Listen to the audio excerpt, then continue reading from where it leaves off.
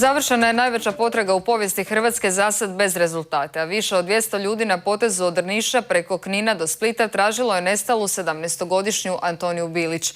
U potrazi su sudjelovali GSS-ovci iz cijele Hrvatske, psi tragači, pripadnici DVD-a Drniš, planinarskih lovačkih društava te dobrovoljci. Pratila ih je naša novinarka Borka Jura-Slamić. Došli su sa svih strana, profesionalci i dobrovoljci. Evo, došli smo, pa treba pomoći kako god možemo. Član sam planinarskog društva i smatram da je to obaveza kad se ide da budemo tu. Idemo na teren, vidi što se može. A prije odlaska kratke upute. Ne tražimo samo žensku osobu, već nam je i svaki drugi detalj bitan. Znači, svaki iti najmanje sumnjiv trag. Obratite pažnju na mirise. Mirisi su bitni jer ako tražimo to što tražimo, moguće, iako se ta osoba nalazi tu, moguće da je sakrivena. A zato su dovedeni stručnjaci za mirise i traganje.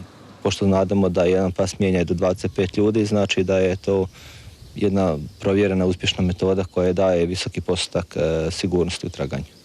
I tragali su. Na golemom prostoru od Drniša preko Knina do Splita.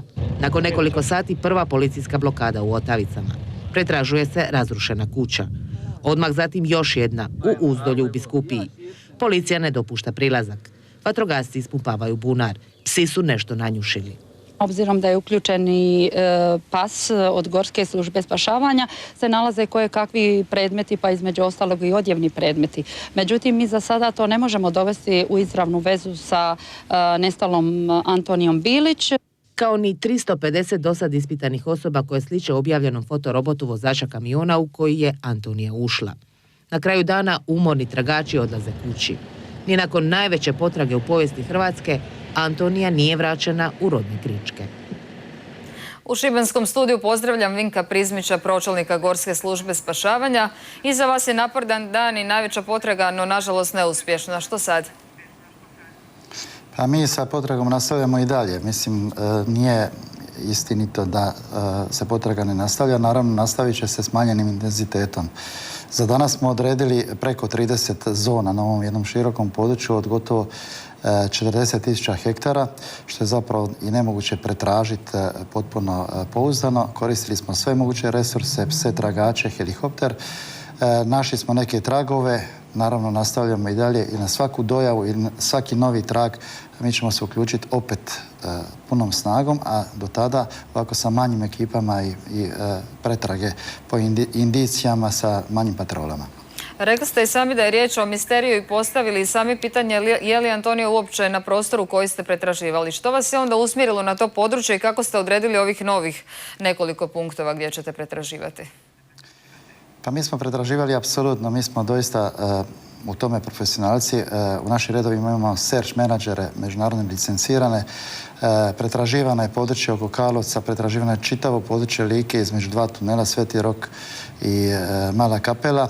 I naravno, doktrina nam nalaže da detaljno pretražimo područje oko zadnjeg mjesta viđenja te osobe. I zapravo po svim tim scenarijima i po fizičkom iskustvom zapravo to smo morali odraditi jer je vjerovatnost da se nešto ako se i dogodilo moglo dogoditi na ovom prostoru. Naravno, mi ćemo slijediti svaki trag, svaki novi podatak koji istraga, gdje nas istraga usmjerio.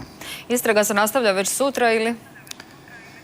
Pa istraga se stalno traje. Za ovu potragu mi smo se 2 dana pripremali, trebalo je planirati zone, trebalo je doista smisleno usmjeriti ljude baš na određena područja, jer ponavljam, radi se o ogromnom prostoru. To je,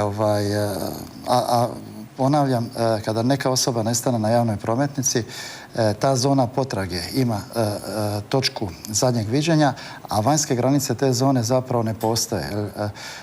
I policija već kaže, a mi to i znamo, da se takva osoba može nalaziti na području cijele Hrvatske pa i dalje.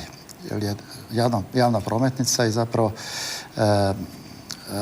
može ta osoba biti bilo gdje. Ukoliko se nalazi na ovom prostoru, mi smo učinili sve što u našoj moći da dođemo do nekih tragova. Hvala vam na gostovanju u Dnevniku, pratit ćemo i dalje sve što se bude događalo.